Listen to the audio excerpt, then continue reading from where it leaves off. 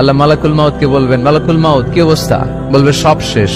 মাইয়াব্বা, কে বাকি? মালাকুল মাউত বলবে জিনেরা বাকি, যাদেরকে দেখা যায় না। আল্লাহ বলবেন জিনদেরকেও শেষ করে ফেলো, রুহু কবজ করো। মালাকুল মাউত আজরাইল জিনদের রুহু কবজ করবে। আল্লাহ এবার জিজ্ঞেস করবে, ইয়া মালাকাল মাউত আখবিরনি মাইয়াব্বা, এবার বলো আর কে বাকি? মালাকুল মাউত বলবে, আল্লাহ মানুষগুলো সব শেষ, জিনগুলাও শেষ, এবার বাকি ইবলিশ শয়তান। কে বাকি?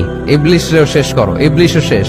আল্লাহ আবার জিজ্ঞেস করবেন, ইয়া মালাকাল মাউতি মাইয়াব্বা, আর কে বেঁচে আছে বলো? মালাকুল মাউত বলবে, আল্লাহ আপনার কথা অনুযায়ী পৃথিবীর সব মানুষের রুহু কবজ করলাম, সব জিনদের রুহু কবজ করলাম, ইবলিসের রুহু কবজ করলাম, এখন আছে শুধু ফেরেশতা। আছে কারা? যাও ফেরেশতাদের রুহু কবজ করো। ফেরেশতাদের রুহু কবজ হয়ে যাবে। এবার আল্লাহ জিজ্ঞেস করবেন, ইয়া মালাকাল মাউত আখবিরনি মাইয়াব্বা। মালাকুল মাউত বলবে, আল্লাহ আপনার কথা মতো ধরে ধরে সব শেষ, ফেরেশতাও শেষ, 4 জন ছাড়া। কয়জন ছাড়া? জোরে বলেন, কয়জন ছাড়া?